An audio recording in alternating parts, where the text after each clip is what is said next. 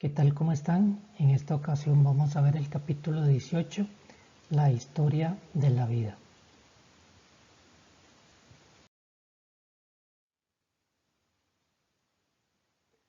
Bueno, ¿cómo comenzó la vida en el planeta? Es muy interesante este aspecto porque antes del siglo XIX se creía en lo que se llamaba generación espontánea. Claro, no había muchos conocimientos sobre los microorganismos y ellos pensaban en ese momento que los seres vivos aparecían espontáneamente de la materia inanimada. O sea, esto quiere decir que los microbios surgían de caldos ahí sucios, los gusanos surgían de la carne y los ratones surgían de mezclas de camisas sudadas con trigo, imagínense ustedes. Pero todo esto cambió con la venida de microscopios más sofisticados que descubrieron todo un mundo microscópico.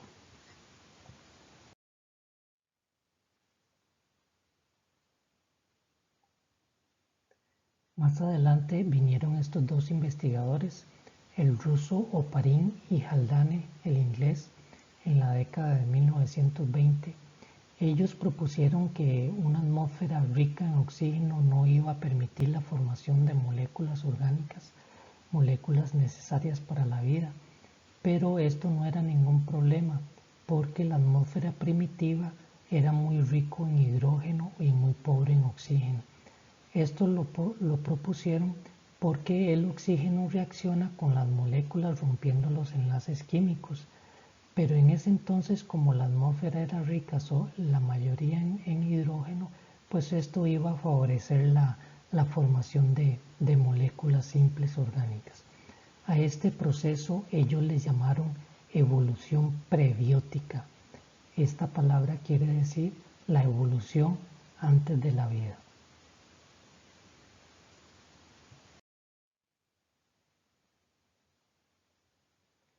Unos años más tarde vinieron estos otros dos investigadores, Miller y Urey, más o menos alrededor de 1953.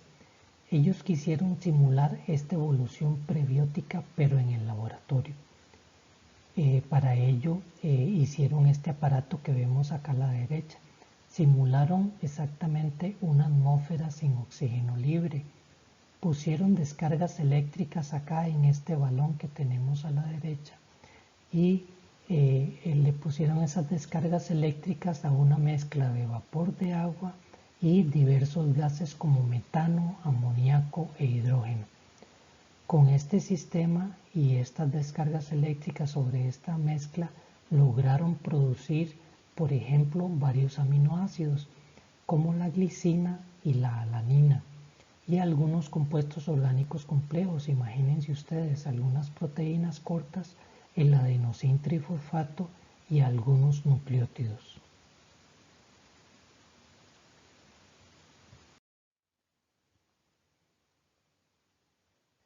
La síntesis prebiótica fue realmente muy ineficiente y muy lenta, muy lenta. Tuvieron que haber pasado millones de años para poder acumular algunas cuantas moléculas orgánicas. Bueno, recordemos que no existían organismos ni reaccionaban con el oxígeno, entonces no eran digeridas por ningún organismo. El problema es que en este momento no había capa de ozono en la atmósfera, que es O3, y el bombardeo de los rayos ultravioleta pues era totalmente directo y muy intenso. Sin embargo, estas primeras moléculas orgánicas sencillas que se fueron formando pudieron haber estado resguardadas en diversos sitios muy específicos, por ejemplo, en manantiales térmicos que son ricos en minerales. Eso favorece la formación de moléculas. También pudo haber sido en parches cubiertos en rocas en el borde marino, pequeños huecos o poros en la columna de roca en las chimeneas hidrotermales, o también pequeñas fisuras, por ejemplo en los cristales de hielo en las zonas donde se produce hielo, en las zonas templadas.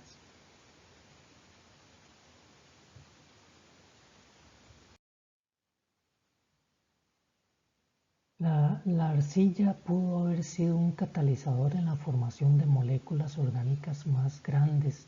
Recordemos que producir moléculas grandes como el ARN y las proteínas pues requiere que moléculas simples estén muy juntas entre sí, estén estrechamente empacadas.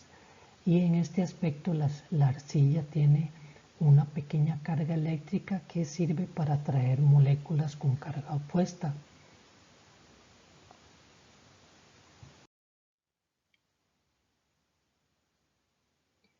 Siempre se ha discutido entre los investigadores cuál fue la primera molécula que se creó, si fue una molécula de ADN o una molécula de ARN. Pues resulta que estos investigadores en 1980 aclararon un poco las cosas. Parece que fue una molécula muy sencilla de ARN. Ellos descubrieron estas moléculas y las llamaron ribosimas. Parece ser que estas moléculas actúan como enzimas y por esto entonces catalizan reacciones celulares, así como catalizan la síntesis de más ARN. Vean qué interesante. Pensemos que la primera molécula que se creó con seguridad no se desempeñó muy bien, empezó a cometer errores a través de la evolución, a través de los millones de años, y se empezaron a producir las primeras mutaciones. Con estas primeras mutaciones la evolución molecular comenzó y por supuesto las ribosimas que se replicaron más eran las que se reproducían con más rapidez y exactitud. La transición al mecanismo actual que tenemos del ADN, ARN y después proteínas debió requerir de complejas etapas intermedias que todavía no se conocen muy bien.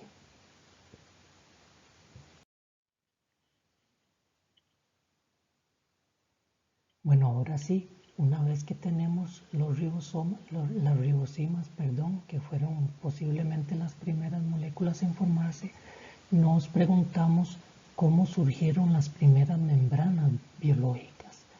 Pues resulta que existen actualmente unas estructuras que se llaman vesículas. Estas estructuras son estructuras muy simples que se forman espontáneamente, se pueden formar en un laboratorio. Son estructuras huecas que se forman agitando agua, proteínas y lípidos. Pues resulta ser que estas vesículas se parecen mucho a una célula en varios aspectos, principalmente en que tienen un exterior definido que funciona como una membrana y en ocasiones a través de la membrana absorben materiales. Esta estructura puede crecer y aún más puede dividirse. Estas estructuras, estas vesículas, pudieron encerrar y proteger ribosimas y también proteínas, formando lo que se conoce como protocélula, o sea, el prototipo de una célula verdadera. Por esto entonces los nucleótidos y los aminoácidos podían difundir fácilmente por la membrana y al crecer esta vesícula, esta protocélula pudo haberse dividido. La evolución de una protocélula a una célula viva, que como la conocemos hoy, todavía es muy incierto. Falta mucho por investigar y conocer.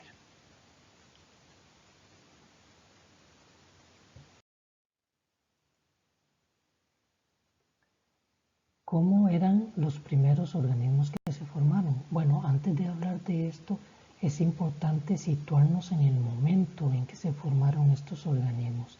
La Tierra en ese entonces, la Tierra primitiva, era muy diferente a lo que conocemos hoy en día. Hace 4.500 millones de años, cuando se empezó a formar la Tierra, pues los meteoritos se estrellaban directamente sobre el planeta y la energía se convertía en calor, un calor inmenso. Los átomos también se desintegraban desprendiendo una gran cantidad de calor, o sea, la energía era tremenda. Las rocas estaban fundidas y los elementos pesados como el hierro y el níquel se hundieron totalmente hacia el centro del planeta.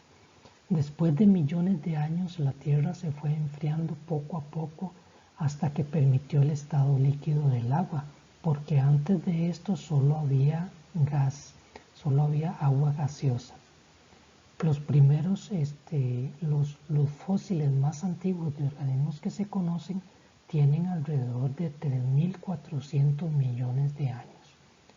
A este periodo se le llama era precámbrica.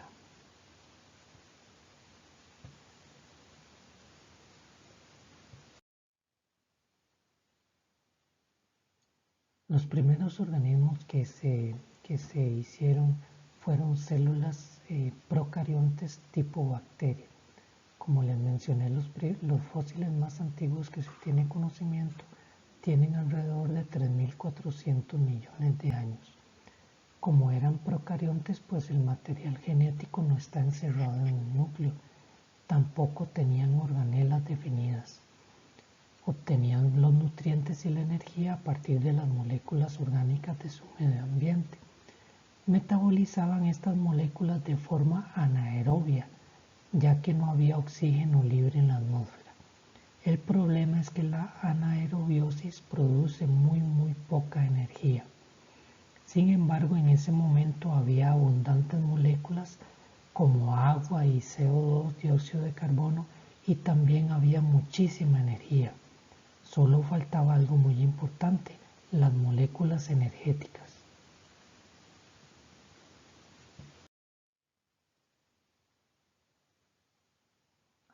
Alrededor de 1.000 millones de años después apareció un proceso muy importante, la fotosíntesis. Algunas células decidieron utilizar la energía solar para sintetizar moléculas energéticas. Recordemos que la fotosíntesis necesita una fuente de hidrógeno. Estas primeras bacterias fotosintéticas usaron el ácido sulfídrico, el H2S. Sin embargo, la provisión de ácido sulfídrico se redujo rápidamente y empezaron a usar otra fuente más abundante, el H2O, el agua. Unas bacterias como las cianobacterias que tenemos actualmente pues crearon entonces este nuevo método. Se convierte el agua y el dióxido de carbono en azúcar y en oxígeno. Por esto la concentración de oxígeno empezó a aumentar en la atmósfera. Un aumento significativo de oxígeno apareció hace más o menos unos 2.400 millones de años en el planeta.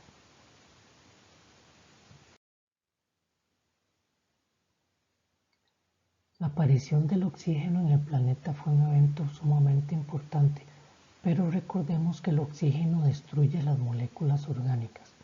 El oxígeno en la atmósfera entonces tuvo que haber exterminado muchísimos organismos, pero algunos de ellos evolucionaron mecanismos para contrarrestar esta toxicidad.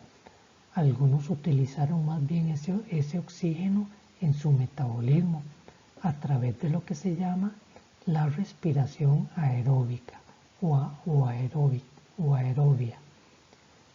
Esto quiere decir que a partir de moléculas de alimentos se obtiene la energía. Las células aeróbicas tuvieron una gran ventaja selectiva. Aquí lo podemos apreciar como a partir de la glucosa y utilizando el oxígeno va a desdoblar la molécula de glucosa. Y en este desdoblamiento pues se produce CO2, agua y se produce mucha cantidad de energía en forma de ATP.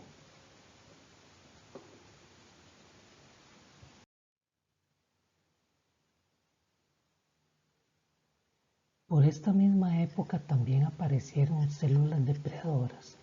Recordemos que las bacterias eran muy abundantes en esta época, entonces era una fuente muy importante de alimento. Las células depredadoras engullían a las presas enteras y muchas de esas presas que pudieron haber quedado dentro de los depredadores. Estos depredadores eran muy primitivos, eran incapaces de hacer fotosíntesis ni tampoco de hacer metabolismo aeróbico. Se dice que hace más o menos 1.700 millones de años uno de estos depredadores se engendró la primera célula eucarionte. Se dice que fue a través de este sistema sin digerir algunas de estas presas que engulleron. A partir de este momento entonces, esta célula eucarionte poseyeron un núcleo con material genético y también organelas para hacer metabolismo energético. Esto quiere decir mitocondrias y cloroplastos en el caso de los vegetales.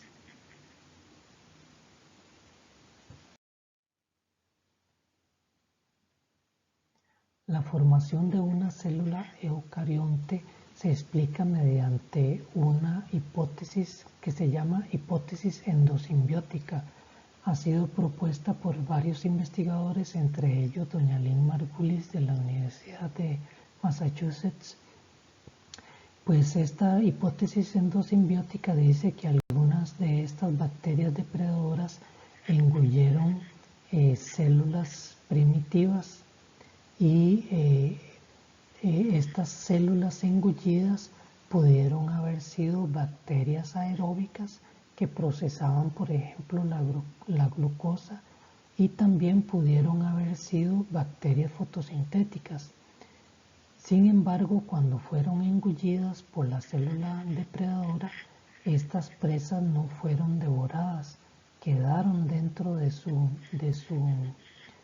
depredador. A partir de esta relación que se formó, que es una relación simbiótica, pues se dice que se formaron las futuras mitocondrias y los futuros cloroplastos a partir de una relación simbiótica.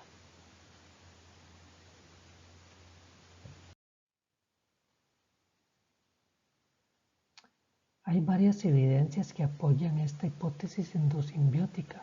Por ejemplo, los organelos y bacterias actuales comparten muchas características a nivel bioquímico. Y también otra de las evidencias es que tanto las mitocondrias, los cloroplastos y los centriolos tienen pequeñas moléculas de ADN. Ya este ADN no le sirve para nada a estas estructuras, ¿sí? Por esto se dice que era un ADN que pertenecía al ancestro bacteriano que llegó a formar estas organelas. Otra de las evidencias de la hipótesis endosimbiótica es que actualmente hay intermediarios vivientes, ¿sí? Por ejemplo, la ameba Pelomyxa palustris no tiene mitocondrias, pero sí tiene en su interior bacterias aeróbicas que realizan la misma función. Por ejemplo, los corales, ciertas almeas y el paramecium albergan algas en su interior. Y este protista Paulinella chromatófora, que tenemos en esta imagen, pues tiene bacterias simbióticas fotosintéticas en su interior.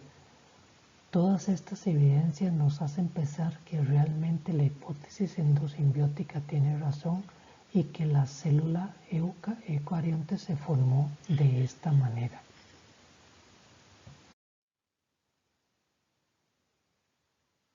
La depredación favoreció un mayor tamaño. Una célula más grande engulle con más facilidad a las pequeñas y también es difícil de ingerir por otras depredadoras. Sin embargo, las células enormes tienen sus problemas. Uno es que tanto el oxígeno como los nutrientes entran y residuos que salen deben difundir por la membrana, o sea, su movimiento se hace a través de la difusión y la difusión no funciona en distancias muy grandes. Tienen que ser distancias muy pequeñitas. Una forma de superar esto es, pues, siendo multicelular. Esto quiere decir la unión de muchas células pequeñas en un cuerpo grande.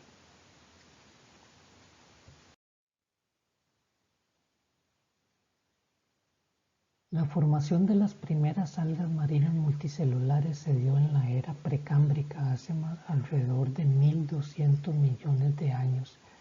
Estas se desarrollaron a partir de células eucariotas con cloroplastos. Estas primeras algas multicelulares desarrollaron estructuras especializadas que les dieron varias ventajas. Por ejemplo, los depredadores no podían tragarse algas tan grandes. y la especialización celular permitió invadir muchos hábitats diferentes. Por ejemplo, fijarse a rocas o a la arena con estructuras parecidas a raíces y también exponerse a la luz solar por medio de estructuras que eran como hojas que flotaban. Acordémonos que las algas verdes, las algas pardas que miden hasta 66 metros y las algas rojas que tenemos hoy en día, todas descienden de estas primeras ancestros de algas multicelulares.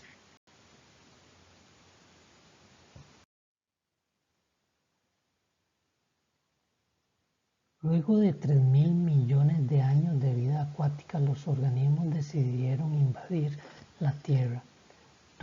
Estos primeros organismos en invadir la Tierra tuvieron que vencer muchos obstáculos. Recordemos que en el mar los organismos flotan, en la Tierra tenían que soportar su propio peso por la gravedad. En el mar tenían acceso inmediato al agua. En la Tierra tenían que buscar el agua y conservarla. Y además las plantas y animales marinos tienen gametos móviles. En la Tierra tenían que proteger a estos gametos contra la desecación. Sin embargo, era una oportunidad evolutiva grandísima. La disponibilidad de la masa terrestre era enorme y sobre todo era una ventaja potencial para lo que eran las plantas, ya que había abundante luz solar y abundantes nutrimentos y también ausencia de herbívoros. No había absolutamente ningún organismo todavía en la Tierra.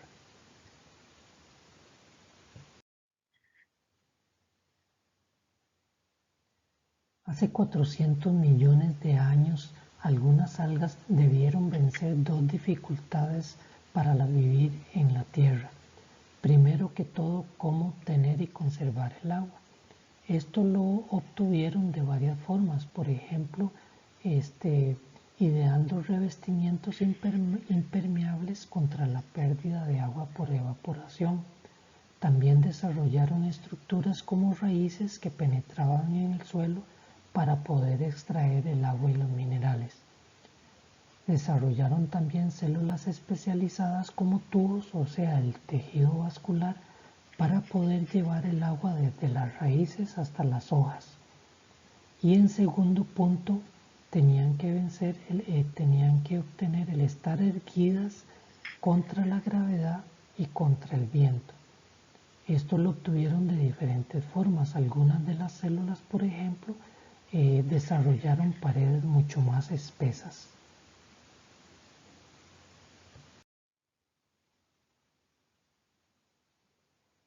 Los espermatozoides y los óvulos de estas primeras plantas en invadir el ambiente terrestre pues necesitaban encontrarse, por esto era muy necesaria el agua.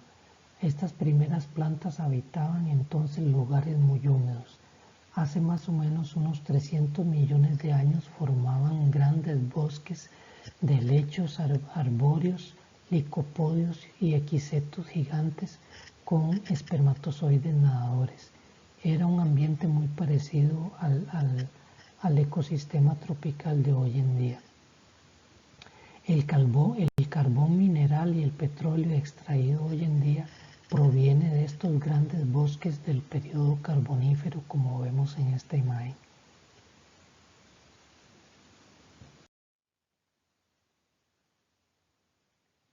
Algunas plantas que vivían en regiones más secas perfeccionaron diversas estrategias reproductivas.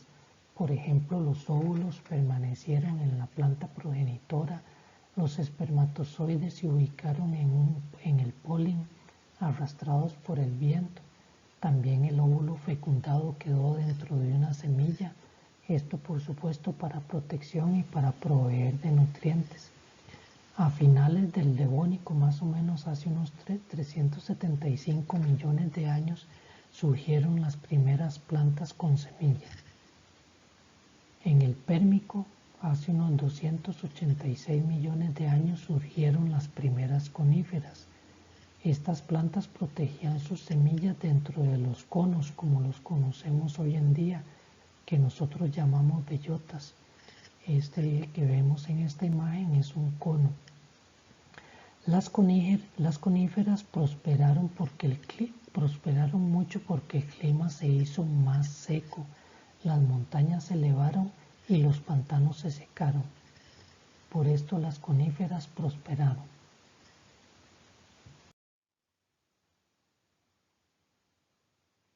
Un poco más recientemente, en el Cretácico, hace unos 140 millones de años, aparecieron las plantas con flor. Debido a la aparición de esta estructura, pues se desarrollaron relaciones simbióticas con insectos polinizadores de las flores. Este era un sistema mucho más eficiente que el viento que utilizaban las coníferas. Las coníferas debían producir mucho polen porque eran polinizadas por el viento. Ya las plantas con flor pues evitaron esto por su relación simbiótica con los insectos polinizadores. Tanto la reproducción como el crecimiento se hicieron más rápidos y hoy en día las plantas con flor dominan prácticamente la tierra, excepto las regiones septentrionales.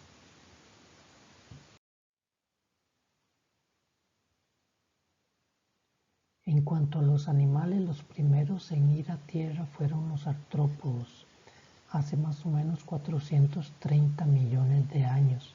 Recordemos que ya las plantas habían evolucionado a vivir en tierra firme y eran su principal alimento. Los artrópodos se dice que estaban preadaptados a vivir en tierra firme ya que tienen un exoesqueleto. Esta estructura les servía para invadir la tierra firme porque es impermeable. Y además esta estructura es muy resistente y los podía sostener de la gravedad.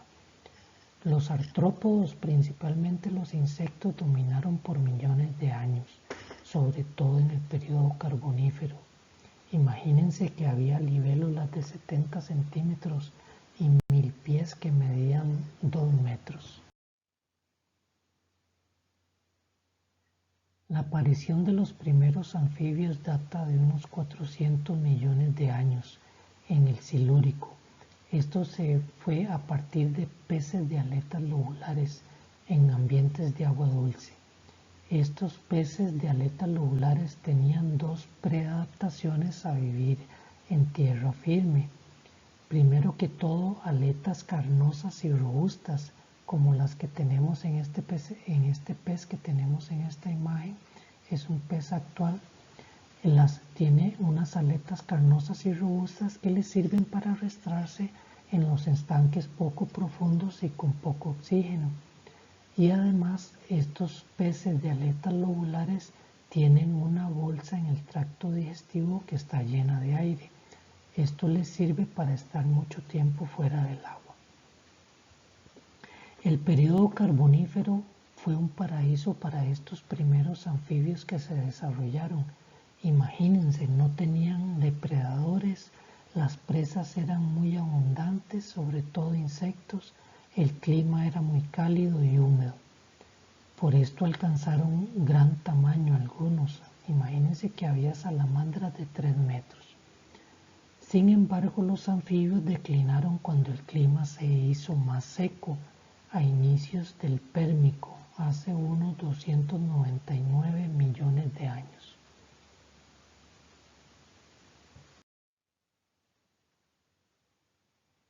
Y como el Pérmico se hizo más seco, pues prosperaron los reptiles, aparecieron los reptiles.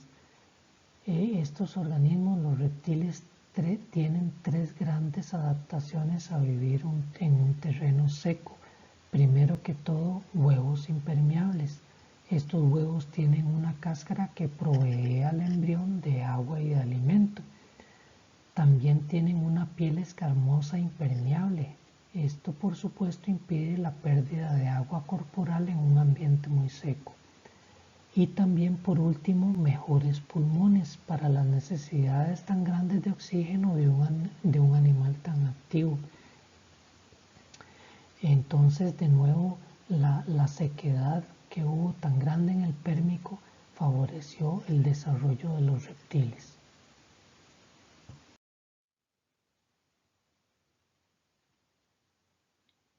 Más adelante vino la aparición de los primeros mamíferos y con ellos la evolución de los seres humanos, que heredaron unas adaptaciones de los primates. Recordemos que los seres humanos están incluidos en el grupo que se llama primates, que incluye los lémures, los monos y los simios. Los fósiles de los primates son muy escasos. Los más antiguos tienen aproximadamente 55 millones de años. Los primates más antiguos están por supuesto adaptados a la vida en los árboles. Se alimentaban de frutas, de hojas. La evolución de los primates está vinculada a 3 factores. Primero, la visión binocular, luego las manos prensiles y por último, un cerebro grande.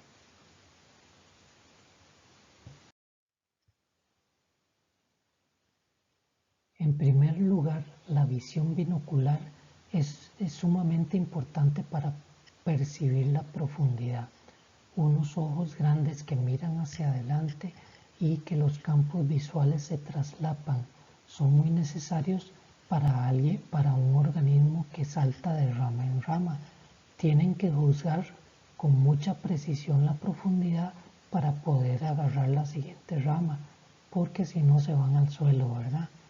También con este aspecto de la visión binocular es muy importante lo que se llama la visión cromática, o sea, la visión a color. Su determinación en los fósiles es realmente imposible, pero se ha dicho que si los actuales primates tienen visión cromática, pues los antiguos también muy probablemente la tenían. Esta visión cromática es muy importante para un organismo que vive en los árboles, por ejemplo, para identificar los frutos maduros en una multitud de hojas verdes.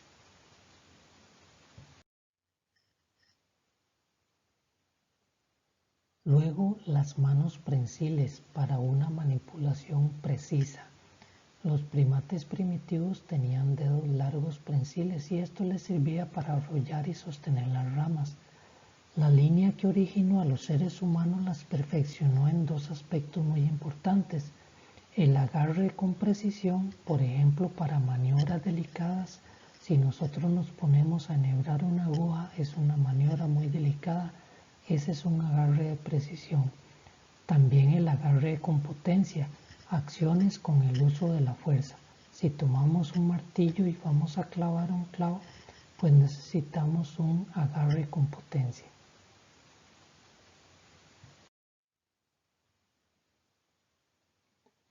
Por último, tenemos el desarrollo de un cerebro grande. Esto tiene que ver mucho con la interacción social. El cerebro de los primates es muy grande en relación con el cuerpo. Esto es muy importante para el control de la visión, tanto visión binocular como la visión cromática. También es importante para una locomoción rápida entre los árboles y también para movimientos diestros de la mano. Pero un cerebro grande también es muy importante en el desarrollo de complejos sistemas sociales, en donde se exige cierta inteligencia. Esta sociabilidad favoreció grandemente la sobrevivencia y la reproducción de los primates y luego de los seres humanos.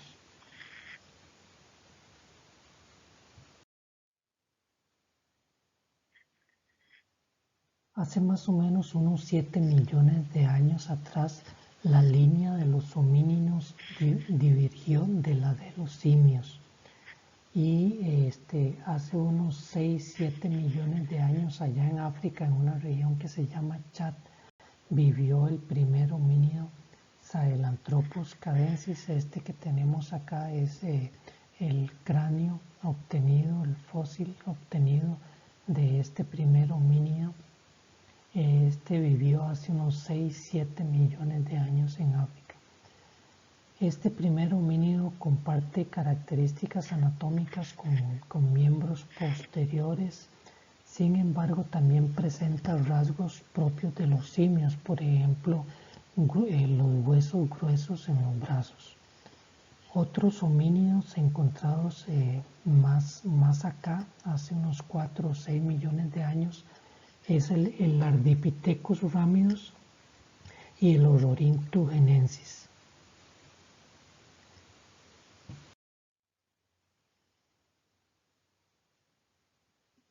Hace unos 4 millones de años apareció el género Australopithecus, que quiere decir los monos del sur. Allá este género tenía el cerebro mucho más grande y ya tenía una locomoción bípeda en ocasiones. Esto le daba una gran ventaja porque esto le daba la posibilidad de colectar ciertas cosas, por ejemplo, comida, y llevar la comida hasta otros sitios. Hace unos 3.9 millones de años apareció el Australopithecus afarensis. Acá lo tenemos. El Australopithecus afarensis fue descubierto en Etiopía, en una región que se llama Afar, por eso le pusieron afarensis. Posiblemente este Australopithecus fue el que originó a los homínidos que dieron origen al género Homo.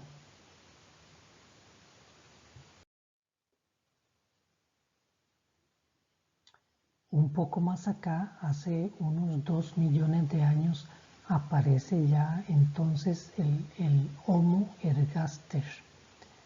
Este individuo tenía el esqueleto un poco más parecido a los seres humanos de hoy y se cree que este fue el que originó al Homo sapiens.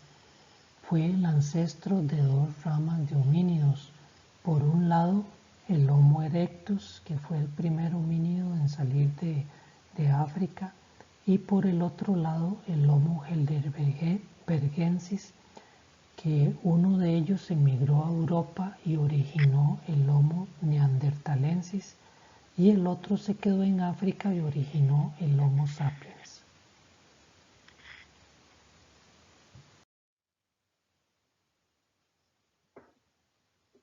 Entonces, hace unos 150.000 años aparece el hombre de Neandertal en Europa y en Asia Occidental.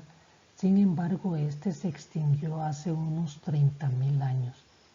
Siempre se ha creído que era un cavernícola, sin embargo, esta imagen no es muy cierta. Sí era un individuo muy musculoso y caminaba erguido ya, por supuesto, y tenía mucha destreza haciendo herramientas muy finas. Sin embargo, no hay una evidencia de que haya desarrollado una cultura avanzada. Se considera, por supuesto, que es una especie totalmente aparte del Homo sapiens debido a estudios en el ADN hechos recientemente donde se marcan diferencias muy marcadas.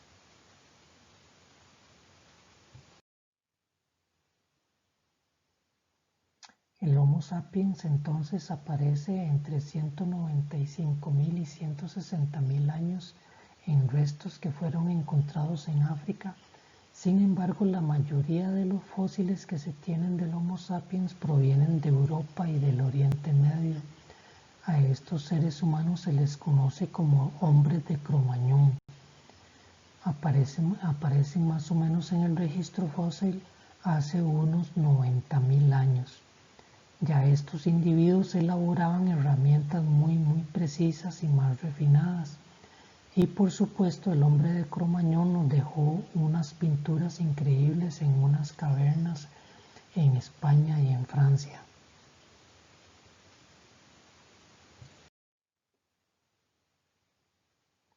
El hombre de Cro-Magnon coexistió con el hombre de Neandertal por cerca de 50.000 años, imagínense ustedes.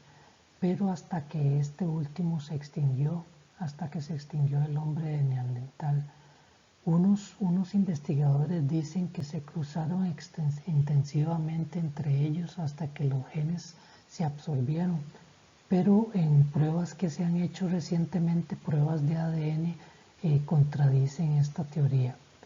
Se dice entonces que el hombre de Cro-Magnon invadió el territorio del de Neandertal y terminó desplazándolo del todo. Por otro lado estaba el Homo erectus, que llegó a Asia muchísimo tiempo antes, hace unos 2 millones de años. Sin embargo, la relación del Homo erectus con el Homo sapiens moderno no está muy clara todavía. Hay muchas dudas por aclarar.